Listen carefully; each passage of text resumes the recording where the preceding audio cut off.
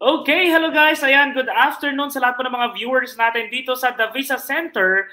Ito, special ang ating episode ngayon kasi nga makakausap natin si Engineer Daniel Carino na nasa Sydney, Australia ngayon. Alamin natin ang kanyang naging buhay dyan kasi parang he started as permanent resident, ngayon ay naging citizen na sila ng Australia. So, Sir Daniel, ayan, para sa mga viewers natin, so isa kang engineer in the Philippines.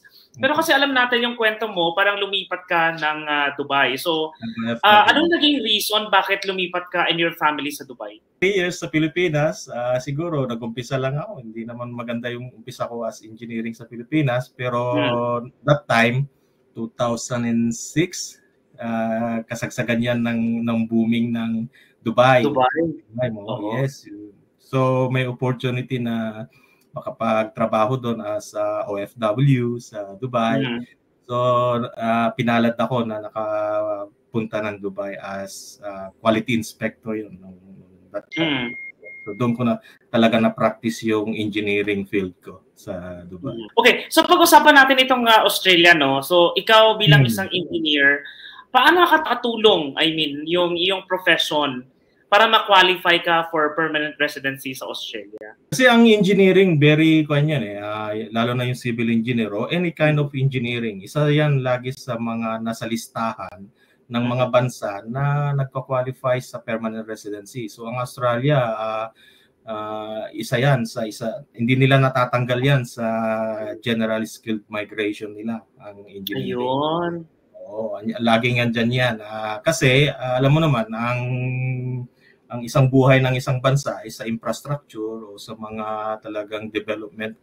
Nagde-develop pa that time kasi ang Australia. Kailangan nila ng mga engineer.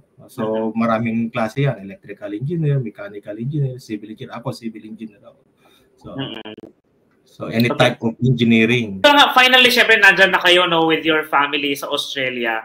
Pero sir, para sa mga viewers natin ng mga engineers ngayon, kumusta yung transition? Ano yung mga adjustment mo? Kasi nung na-approve kayo as permanent resident, syempre, lipat kayo dyan, buong family ba agad o sumunod lang yung mga kids nyo? Tapos, paano yung adjustment nyo? Paghanap ng trabaho, pagkuha ng bahay, ganyan. So that time, may anak na kami, isa sa Dubai. Doon pinanganak yung panganay namin. Then, papunta namin dito, that's way back 2010. Yeah. So, hindi pa namin sinama yung anak namin. Kumbaga, iniwan muna namin sa Pilipinas. Okay. Kasi ang iniisip namin is, wala naman kaming kamag-anak dito sa Australia. Kumbaga, kami pa lang yung first in the lineage na mag-migrate. So, iniwan muna namin yung 1-year-old namin na anak sa Pilipinas. Habang kami naman hindi pa namin kabisado yung bansa, although OFW na tayo, so alam na natin may flexibility na tayo. Kumbaga sa atin, sisiw na kapag pumunta tayo sa ibang bansa pa. Kumbaga, kayang-kaya na natin. So that time, iniwan muna namin yung anak namin, kaming dalawa lang ni Sally. Unang-una, nag-book lang kami ng hotel. Yung first 1 week namin, naka-hotel kami. Then after ng 1 week, kasi mahilig, kayang-kaya naman natin makipag-bed space. Bed space lang kami. Train na kayo dito sa Dubai. Oo, dala-dala namin ang aming bagahe na tigpi 40 kilos kami. Kasi allowed ka magkaroon ng 40 kilos each 80 kilos kami, nagte-train kami. Yan, yung adjustment namin that time. Then habang naghanap kami ng trabaho. Since as permanent resident, no, you can do anything na kasi marami kayong pwedeng gawin na. So, kumusta yung yung pag-a-apply mo ng trabaho? Kasi alam naman natin kapag permanent resident ka, syempre yung spouse mo automatic permanent resident din. So, kumusta yung experience nyo as permanent resident na maghanap ng trabaho? Mahirap ba o marami pa rin kayong kailangan patunayan kasi Filipino kayo? Siguro sa field ng engineering, lagi mayroon yung colloquial o yung sinasabi nila na hinahanap nila ng local experience. Maririnig mo yan lagi.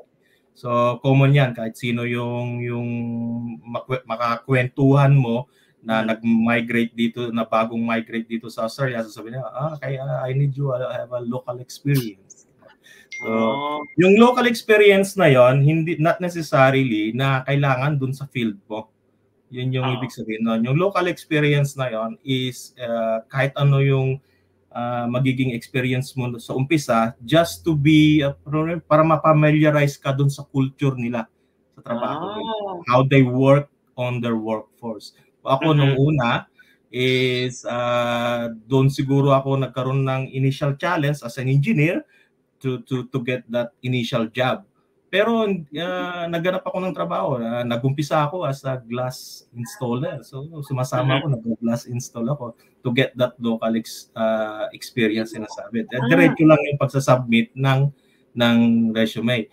In terms ng qualification, kasi pag naging permanent residence ka kasi, is dadaan ka naman dun sa assessment ng Engineers Australia. So yung education mo, yung skills mo is nakamatch naman yon or makakwalified ka as engineer ng Australia. So pwede ka mag-apply ng any position na qualified ka, di ba? So yun yung advantage mo as permanent resident. So kahit anong mga field, like siguro pwede ka mag-apply as site engineer or kahit na cadet engineer or kahit supervisor, pwede ka rin. Basta kampante ka na kaya mong gawin yung trabaho mo. Okay. So yun yung challenge. Pero at least ang importante is nandyan ka na and then you can actually apply for a job. And ayun yun. Parang it's up to you if how are you going to start from scratch. Pero syempre, yun ang advantage na nandyan ka na at yung family mo. Ang nakakatuwa dyan, si Sally, di ba? Si Sally is accountant in profession din yan. Actually, siya ang mabilis nakahanap ng trabaho. After 2 weeks or 3 weeks, no? After 2 weeks, nakakuha siya ng trabaho kagad. Kaya sabi ko, it's a blessing na... Kasi that time, magkaroon lang ng isang trabaho yung mag-partner, is buhay na kayong family. Kaya na niyang buhay. You came to Australia as permanent resident. Pero ito nga naging citizenship na kayo, naging citizen na kayo diyan. Ilang taon yung naging kinailangan nyo bago kayo na-qualify na maging citizen na kayo lahat ng Australia? Ang requirements lang naman is you stay for 5 years. 4 to 5 years, then pwede ka na mag-apply ng citizenship dito. So, yun lang yung requirements niya to get that. Ang system naman dyan, pag naging permanent residency ka, no way to go magiging citizen ka at magiging citizen. Lalo kung dito ka na nagtatrabaho. Kasi yun talaga yun